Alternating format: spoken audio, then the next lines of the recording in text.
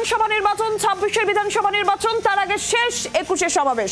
তৃণমূল কংগ্রেসের সব থেকে বড় রাজনৈতিক সমাবেশ এবং তার প্রস্তুতি একেবারে চূড়ান্ত প্রস্তুতি। সেই ছবি সকাল থেকেই দেখাচ্ছি। শহরে যে ক্যাম্প করা হয়েছে সেখানে তৃণমূল কর্মী সমর্থকদের ভিড়। অনুব্রত মণ্ডল তিনি চলে এসেছেন, যে ছবি আপনারা দেখতে পাচ্ছেন। ২১শে জুলাইয়ের মঞ্চে কার্যত ফিনিশিং টাচ বলা যায়। আজ ফের মঞ্চ পরিদর্শন করেন কলকাতা পুলিশ কমিশনার মনোজ ভার্মাও। চমক দিয়ে একদিন আগেই ধর্মতলার সভাস্থলে অনুব্রত মণ্ডল, যে ছবি আপনাদের দেখাচ্ছিলাম।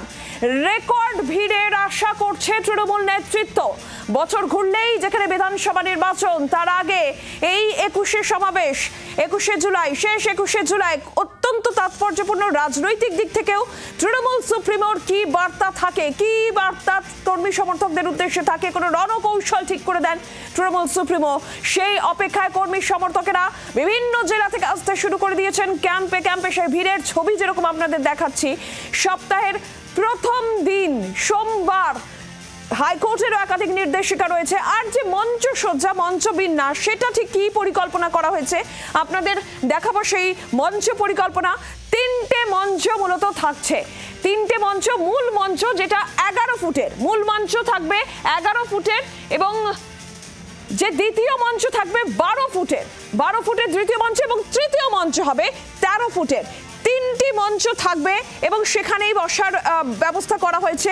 এবং যেমনটা আপনাদের বলছিলাম, 11 ফুটের মূল মঞ্চ, তার ঠিক পিছনে দ্বিতীয় মঞ্চ হচ্ছে 12 ফুটের এবং তার পিছনে তৃতীয় মঞ্চ থাকবে 13 ফুটের। চওড়ায় থাকবে 42 ফুট। 42 ফুট চওড়া হবে এই যে মঞ্চ, যে মঞ্চ পরিকল্পনা করা হচ্ছে আপনাদের দেখাচ্ছিলাম। চওড়া হবে 42 ফুট এবং লম্বা হবে 80 ফুট। এটা হচ্ছে মঞ্চ পরিকল্পনা। আর এবার আপনাদের দেখাবো যে মঞ্চ কে কোথায় বসবে, কার কোথায় বসার ব্যবস্থা করা হচ্ছে। মূল মঞ্চে থাকবেন তৃণমূল সুপ্রিমো মমতা বন্দ্যোপাধ্যায় এবং দলের একেবারে প্রথম সারির যারা নেতৃত্ব, শীর্ষ সারির নেতৃত্ব। দ্বিতীয় মঞ্চে কারা থাকবেন? দ্বিতীয় মঞ্চে থাকবেন শহীদ পরিবারের সদস্যরা। এবং তৃতীয় মঞ্চে কারা থাকবেন? তৃতীয় মঞ্চে থাকবেন যারা নির্বাচিত জনপ্রতিনিধিরা। এইভাবেই 3টি মঞ্চ এবং 3টি মঞ্চ এইভাবেই কিন্তু আসন যারা যেখানে থাকবেন সেই ব্যবস্থা করা হয়েছে। লম্বায় 80 ফুট, চওড়ায় 42 ফুট এই 3 মঞ্চ। মূল মঞ্চের মমতা বন্দ্যোপাধ্যায় সহ শীর্ষ নেতৃত্বরা থাকবেন।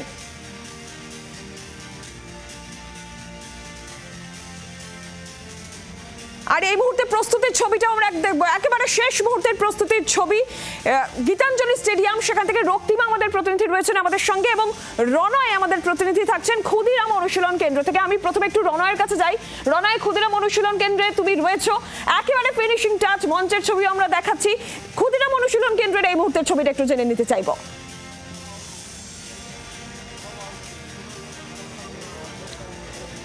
দেখো, এখনও কিন্তু প্রচুর লোক আসছেন, অর্থাৎ তৃণমূল কর্মী সমর্থক যারা রয়েছেন তারা এখনও পর্যন্ত আসছেন। আমি ভেতরের ছবিটা তোমাকে দেখানোর চেষ্টা করব। ক্ষুদিরাম অনুশীলন কেন্দ্র মূলত এখানে উত্তর দিনাজপুর, পুরুলিয়া এবং একই সঙ্গে বীরভূমের বাসিন্দা যারা রয়েছেন তৃণমূল কর্মী সমর্থক, তারা কিন্তু এখানে আসছেন। এখানে তাদের থাকার ব্যবস্থা করা হয়েছে, খাওয়ার ব্যবস্থা করা হয়েছে এবং মেডিকেল, অর্থাৎ কেউ যদি অসুস্থ হয়ে যায় তাদের ওষুধপত্রেরও ব্যবস্থা করা হয়েছে। সেই ছবিটা আমি তোমাকে ভেতরে দেখাবো। অর্থাৎ বহু সমর্থক তৃণমূল কর্মী যারা রয়েছেন তারা এখানে এসছেন, তাদের সঙ্গে একবার কথা বলার চেষ্টা করব। এখানে প্রচুর মহিলাদেরকেও আমরা দেখতে পাচ্ছি, কারণ বিধানসভার আগে এই ২১শে জুলাই এবং কি বার্তা দিতে চলেছেন তৃণমূল নেত্রী, সেদিকে কিন্তু তাদের নজর থাকছে। এবং এখানে যারা রয়েছেন তাদের সঙ্গে কথা বলবো। তুমি ছবিটাও তোমাকে দেখাবো। এই যে এই ২৬-এর বিধানসভার আগে যে এই যে ২১শে জুলাই, কি বলবেন? না, একটা কথা তো সবাই বলছি, আমরা বারবারই বলছি যে বিধানসভা তো বিধানসভার জায়গা, ২১শে জুলাই হচ্ছে আমাদের একটা আবেগ। আবেগে আমরা এসেছি, আর সারা বছর আমরা কাজ করি, নতুন করে কিছু প্রমাণ করার নেই। একদমই ২১শে জুলাই, সেই নিয়ে আমি আরও একবার ছবিটা তোমাকে দেখাবো। অর্থাৎ সামনে যে তুমি দেখতে পাচ্ছ হল রুমটা, অর্থাৎ ক্ষুদিরাম অনুশীলন কেন্দ্র, এখানে কিন্তু থাকার ব্যবস্থা করা হয়েছে তৃণমূল কর্মীদের। এবং যারা আসছেন বিশেষ করে পুরুলিয়া, বীরভূম এবং উত্তর দিনাজপুর সহ কোচবিহারেরও কয়েকজন রয়েছে, তারা এখানে রয়েছেন। মালদা থেকেও আসছেন। কোথা থেকে আসছেন আপনি? দক্ষিণ দিনাজপুর। দক্ষিণ দিনাজপুর থেকে। কি বার্তা দিদির কাছ থেকে শুনতে চাইবেন? যেটা দিদি বার্তা পাঠাবে সেই বার্তা আমরা শুনবো, শোনার পর আমরা গ্রামগঞ্জে শোনাবো, এটার জন্যই আসি। আর ২১ আমাদের আবেগ, ২১ আমাদের বিবেক, আমরা প্রতি ২১-এর জন্যই আসি। এই আমরা দক্ষিণ দিনাজপুর থেকে সুদূর এই জন্যই আসছি আমরা। আপনি কোথা থেকে আসছেন? মালদা জেলা থেকে। মালদা থেকে। কি প্রত্যাশা দিদির কাছ থেকে, কি শুনবেন, কি বার্তা শুনবেন? ভালো কথা শুনবো, যে কি কাম কাজ দেখায়, ভালো মানুষের উন্নয়নের কাজটা দেখাতে পারে, সেই জন্য শোনার জন্য আমরা এসেছি। অর্থাৎ যারা এখানে আসছেন তাদের এখানে থাকার ব্যবস্থা করা হয়েছে। আমি যদি আরও একবার ক্যামেরাটাকে ঘুরিয়ে তোমাকে দেখাই, অর্থাৎ মেডিকেল ক্যাম্প, সেই মেডিকেল ক্যাম্পেরও কিন্তু ব্যবস্থা করা হয়েছে। এখানে কেউ যদি অসুস্থ হয়ে পড়ে তাদের কিন্তু ওষুধপত্র বা চিকিৎসার ব্যবস্থা কিন্তু এখানে করা হয়েছে। সামনের ছবিটাও তোমাকে দেখাবো, অর্থাৎ তুমি দেখতে পাচ্ছ স্বাস্থ্য শিবির, অর্থাৎ যারা তৃণমূল কর্মী সমর্থক যারা দূর দূরান্ত থেকে আসছেন, এখানে যেমনি তাদের থাকা খাওয়ার ব্যবস্থা করা হয়েছে তেমনি মেডিকেলেরও ব্যবস্থা রয়েছে। এখানে আরও অনেকে রয়েছেন, তাদের সঙ্গে একবার কথা বলবো। কোথা থেকে আসছেন আপনি? দক্ষিণ দিনাজপুর। দক্ষিণ দিনাজপুর থেকে আসছেন। কি দিদির কাছ থেকে কি বার্তা শুনবেন, কি প্রত্যাশা করছেন? দিদির কাছ থেকে শুনবো যে কী কাজ করবে, কত উন্নত করবে, যা করছে তার চেয়ে আর বেশি কি কত করতে পারে। এখানে আরো অনেকে রয়েছে। আপনি কোথা থেকে আসছেন? সমস্ত রকম ব্যবস্থা রয়েছে। আমরা দেখছিলাম ক্ষুদিরাম অনুশীলন কেন্দ্রের ছবি, সেখানে মেডিকেল ক্যাম্পও রয়েছে। যদি কেউ অসুস্থ হয়ে পড়েন, দ্রুত যাতে তার চিকিৎসা করা সম্ভব হয়। রনয়, তুমি আমাদের সঙ্গে থাকো। আমরা রক্তিমার কাছে যাবো, তার আগে আরো একবার আপনাদের জানিয়ে রাখি, একদিকে গীতাঞ্জলি স্টেডিয়াম থেকে রক্তিমা যেরকম রয়েছে, সেন্ট্রাল পার্ক সেখানেও ক্যাম্প রয়েছে।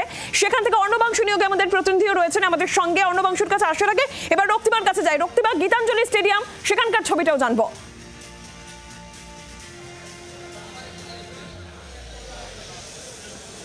দেখো, এখানে মূলত মালদা মুর্শিদাবাদের যারা কর্মী সমর্থক রয়েছেন তারা কিন্তু ইতিমধ্যে এসে পৌঁছেছেন এবং তোমাকে জানিয়ে রাখি আর কিছুক্ষণের মধ্যে অভিষেক বন্দ্যোপাধ্যায় তিনিও আসবেন, যেমনটা জানা যাচ্ছে। তুমি দেখতে পাচ্ছ সিকিউরিটি অ্যালার্ট হয়ে গেছে এবং সেই জায়গা থেকে আগামীকাল 21শে জুলাই কর্মী সমর্থকদের আরও উদ্বুদ্ধ করার জন্যই কিন্তু অভিষেক বন্দ্যোপাধ্যায় আসছেন এবং শুধুমাত্র গীতাঞ্জলি স্টেডিয়ামেই নয়, এরপর তার ক্ষুদিরাম অনুশীলন কেন্দ্র এবং সেখান থেকে সল্টলেকের যে ক্যাম্প করা হয়েছে সেখানেও কিন্তু তিনি যাবেন। সেই জায়গা থেকে দেখো, আগামীকাল 21শে জুলাই কর্মী সমর্থকরা ইতিমধ্যেই আসতে শুরু করেছেন। তুমি জানো যে প্রথম থেকেই তৃণমূল যারা নেতৃত্ববৃন্দ তাদের যেটা দাবি ছিল যে উত্তরবঙ্গ, এবার উত্তরবঙ্গ থেকে প্রচুর মানুষজন আসবেন। সেই জায়গা থেকে দেখো, গত বছর আমরা যেটা দেখেছিলাম যে মালদা থেকে প্রচুর মানুষজন কম ছিল, সেইটা কিন্তু এবার পূরণ হয়েছে, এমনটাই কিন্তু দাবি করছেন এখানকার যারা নেতৃত্ববৃন্দ তারা।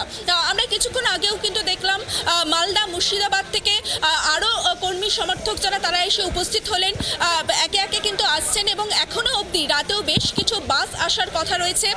সেই জায়গা থেকে দেখো, স্বাভাবিকভাবেই আরও কর্মীরা তারা আসবেন এবং তাদেরকে উদ্বুদ্ধ করতেই কিন্তু অভিষেক বন্দ্যোপাধ্যায় এখানে আসা। তুমি জানো যে প্রত্যেক বছরই তিনি এসে থাকেন এবং প্রত্যেক বছরই যারা কর্মী সমর্থক যারা থাকেন তাদের সঙ্গে কথা বলেন এবং তাদের যে ব্যবস্থা করা হয়েছে, দেখভালের ব্যবস্থা, সেখান থেকে তুমি জানোই যে একেবারে প্রথমেই মেডিকেল ক্যাম্প রয়েছে, এছাড়া তাদের থাকা খাওয়ার ব্যবস্থা করা হয়েছে।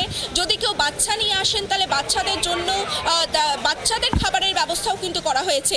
সেই সমস্ত ব্যবস্থাপনা কতটা ঠিকঠাক হয়েছে, কালকে মিছিল করে বিভিন্ন জায়গা থেকে কর্মী সমর্থকরা যাবেন ধর্মতলা, সেই জায়গা থেকে সেই সমস্ত ব্যবস্থাপনা দেখতেই কিন্তু তারা আজকে আসা এবং কিছুক্ষণের মধ্যেই কিন্তু তিনি এসে পৌঁছবেন এবং কর্মীদের আরো উদ্বুদ্ধ করবেন বলেই মনে করা হচ্ছে। নীলাঞ্জন, সঙ্গে থাকো, রক্তিমার সঙ্গে থাকো। আর এরই পাশাপাশি সল্টলেকে সেন্ট্রাল পার্কের যে ক্যাম্প, সেই ক্যাম্পের দিকেও নজর রাখে অর্ণবাংশু রয়েছেন সরাসরি আমাদের সঙ্গে।